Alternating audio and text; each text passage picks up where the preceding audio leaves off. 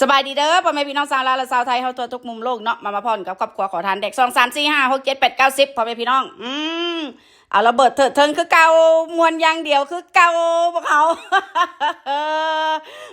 มาเข้าเรื่องเข้าราวกันพ่อแม่พี่น้องเอ้ยฮะเป็นจังไดคืออุกอังทางเทแท้บ่คืออีหน้าแลฮะบ่อีกะโลกหมาอีโง่อีปึกอีเสงออีเสียเซนฮะบ่จักทั้งผัวทั้งเมียออกมานั่งเว้ามานั่งว่าเนาะโอ้ยปานนั้นวิวก็บ่ขึ้นว่าสั่นซะนะกูสิบอกมึงให้เด้อมึงบ่ต้องให้คนอื่นไปบอกมึงก็ได้ดอกนะว่ามึงเนี่ยนะฮู้จักดีฮู้จักซัวฮู้จักผิดฮู้จักถูกว่าสั่นซะมึงบอกว่ามึงเฒ่าแล้วว่าติโอ้ยอายุอานามซ้ำมึงนะกูสิบอกมึงให้นะพวมก่อร่างสร้างตัวนะมันบ่แม่นคือหัวปอดมึงบ่แม่นคือสิ่งที่ชีวิตของมึงฮะแหมเอาออกมานั่งเว้ามานั่งว่ามีคนลิ้นน้ำบ่มีในน้ำโอ้มึงก็ฮู้อยู่แก่ใจว่าเป็นหยังเขาเจ้าของบ่อยากเข้าใกล้มึงฮะแม่ผู้ใดก็ไปถามติเป็นอย่างอีจ๊อกบ่ไปหาเป็นอย่างอีม็อกคือบ่ไปหาเป็นอย่างผู้นั้นผู้นี้บ่ไปหาเป็นอย่างคือบ่ไปส่งปอกส่งพระโน่นนี่นั่นเมื่อวานนี้สังขารล่วงนี่พ่อแม่พี่น้องสังขารล่วงแต่ว่าสำหรับอีกครั้งคกหน้าร้ายว่าบ่มีพาหนะค่ะนะบ่มีมอเตอร์ไซค์ไปใส่มาใส่ก็บ่ได้เพราะว่าย้อนหยังสิไปแย่งของเขาก็แย่งบ่ได้บาทนี่อ้าวเห็นบ่เป็นจังใดล่ะความรู้สึกบาทนี่น่ะฮะแม้กระทั่งครอบครัวมึงเขาก็ยังบ่เอามึงคิดเอาแค่นั้นล่ะนะฮะไปอย่างมื้อวานนี่เจ้าคอยบ่ไปสแต็กเป็ดกับแม่มึงก็เดี๋ยวว่าเงินอยู่ใกล้ๆกันปกติเดี๋ยวบ่ให้มึงต้องแล่นไปละได้ฮะหรือว่ามึงสิอายแม่มึงสิอายญาติพี่น้องมึงบอกฮะเพราะว่าย้อนหยังมึงไปแหบสแต็กกับแม่มึงฮะกลัวคนอื่นเขาว่าเหรอฮะโอ้ยไปโลดจังใดซ้ำมึงพวกมึงมันก็หน้าเลื่อมหน้ามึนอยู่แล้วฮะแม่ตอนนี้เอากำลังอันนี้ยังก็อันเรื่องของอีคำขี่ออกมาเว้าว่าติอีห่านี่ก็ตายบ่ลาบเนาะเบิ่งมันด่าคือหมูคือหมานี่ฮะก็คงยังว่าเราไปสู่มันสูนเลือดมันข้นกว่าน้ำมันบ่ล่ะพ่อแม่พี่น้องเอ้ยเรื่องสถานการณ์เอาแค่พิษกันแล้วบ่พิษกันก็แม่นแหละวันแรกๆมึงคือว่ามึงบอกว่าโอเคมึงบ่รู้เรื่องบ่รู้ราวหยังมึงคือว่าจังซั่นฮะบัดพอมาคราวนี้เอ้ยแต่งความเว้าให้กันเว้าว่าอย่างก็ผัวอีคำขี่นะโอเคไปหาลูกหาเต้าเขาโน่นนี่นั่นเอ้ยคันมึงบ่ไปปลอบไปแหละอยู่แถวนั้นนะคันมึงบ่ไปเสือกนะย่างเข้าไปหาสถานที่ของเขาฮะผัวเมียเขาสิอยู่จังได๋เขาก็อยู่ได้ปกติอีคำขี่มันก็อยู่ได้บ่แม่นติก็ย้อนว่าหัวปอดมึงไปเป่าหูมันบ่แม่นติฮะมันจะค่อยละโอเคออกมายุ่นกับมึงนี่ฮะเรื่องนี้มึงคิดว่าพวกกูไม่รู้เหรอฮะบ่อีมนฮะ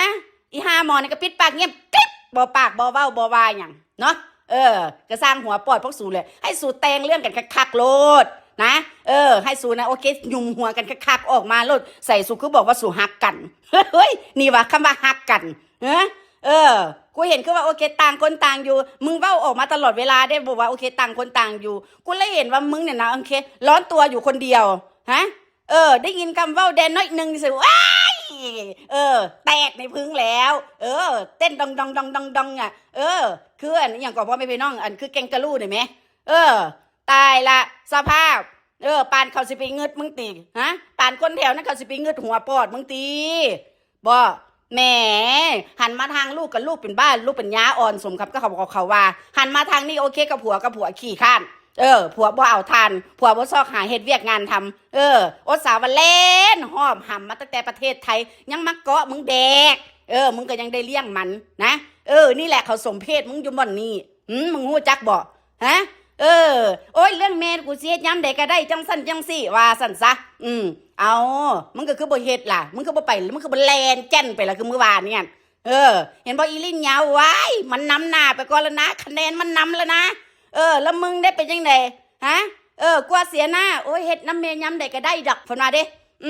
บ่ล่าบ่สวยดอกมันอยู่ที่ใจนี่แหละว่าซั่นเด้บ่มีเงินน่ะโอเคไปใส่พานให้แม่มึงติฮะไว้เสียหน้าไม่ได้เสียเงินไม่ว่าเสียหน้าไม่ได้ได้ค้างคกนะคติอันประจำใจมึงอ่ะแม่น่ะเฮ็ดละแม่ฮะอยากได้เอาหน้าบ่แม่นติว้ายว่าแต่ว่าคนอื่นเขาเอาหน้าพูดเอาหน้าทำเอาหน้าที่หัวปอดมึงละแม่นหยังสภาพเบิ่งบ่ได้เลยซุมื้อนี้นะบ่ต่างแตกต่างกับขอทานนะเพราะว่าย้อนหยังปากมึงนะสันดานมึงนะ มึงไปใส่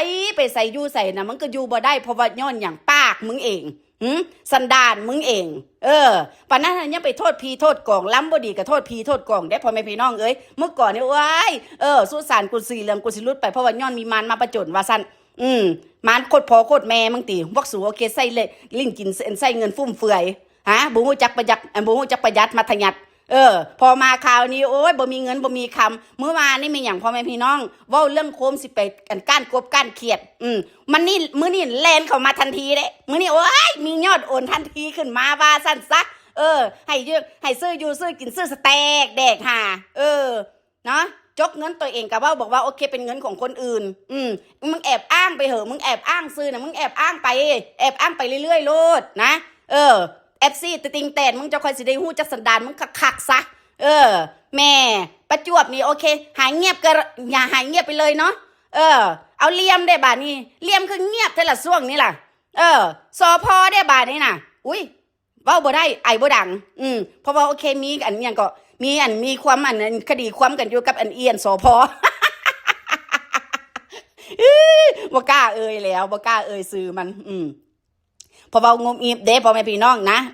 ติดหนี้ติดสินไหนล่ะสัจจะของความเป็นคนน่ะนะกูสิย้ำให้บาทนี่โอ้ย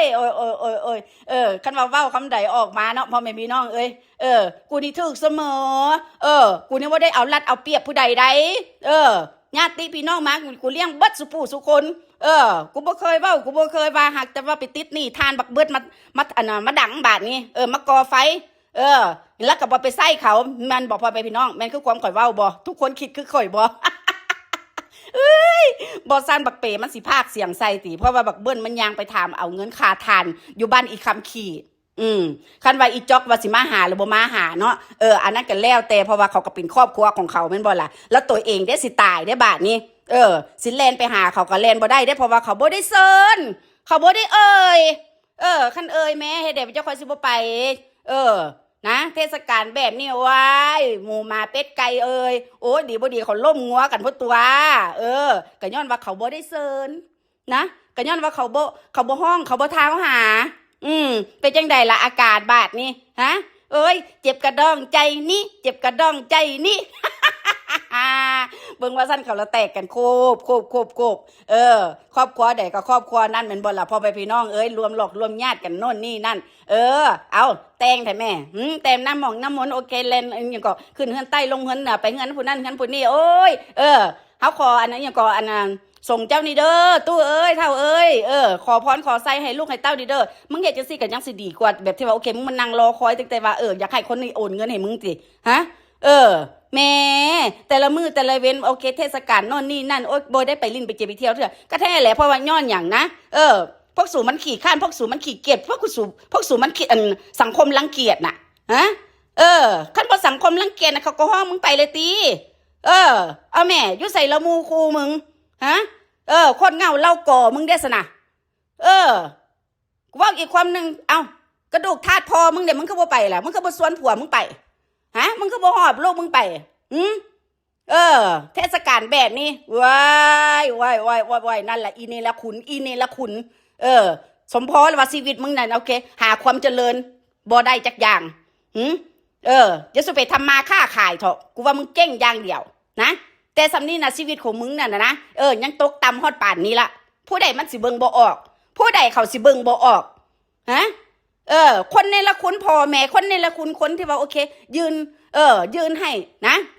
ให้เข้าให้น้ำให้ชบชีวิตใหม่ให้ฮะมึงยังในละคุณใดฮะนี่แหละผู้ใหญ่ใจดีทุกคนน่ะเขาก็สินั่งแนมึงแล้วเขาก็สิหัวขวนเขาก็สิเยาะเย้ยเขาก็สิสมน้ำหน้าอยู่ในใจอย่าสู้ว่าแต่ผู้ใหญ่ใจดีเถอะแต่ขนาดกูแท้ๆกูก็ยังสมน้ำหน้ามึงคือกันเวลากูเฮ็ดออกมาอยู่ในโลกโซเชียลที่ว่ากูออกมาเฉมึงน่ะกูบ่เสียล่ากูบ่เสียเปล่ากูบอกมึงละดิ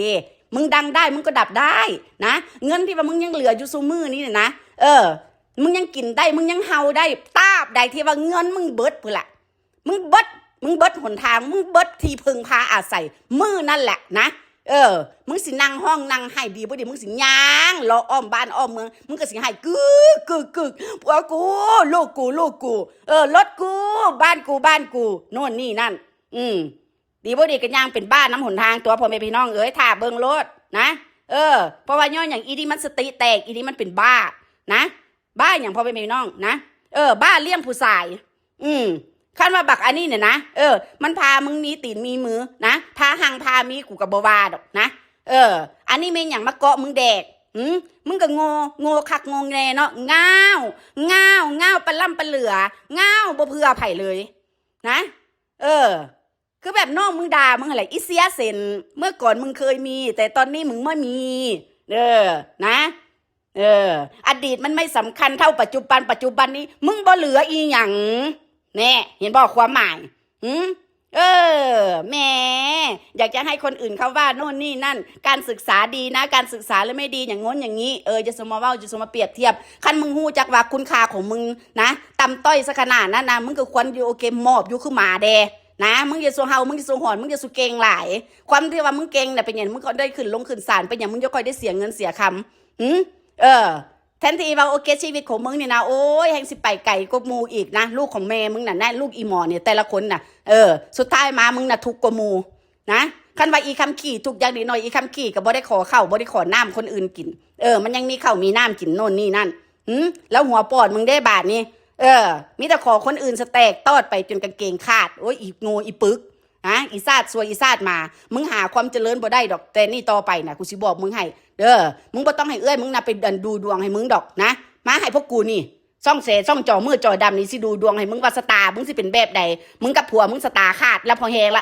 ตอนนี้น่ะแม่นบ่ล่ะพ่อแม่พี่น้องเอ้าแล้วเป็นยังไงจะคอยพ่อกันไหมผิดพลาดประการใดขอโทษขออภัยพ่อแม่พี่น้องแล้วเราไปเจอกันใหม่นะจ๊ะคลิปหน้าหรือว่าไล่หน้าเด้อโอเคบ๊ายบาย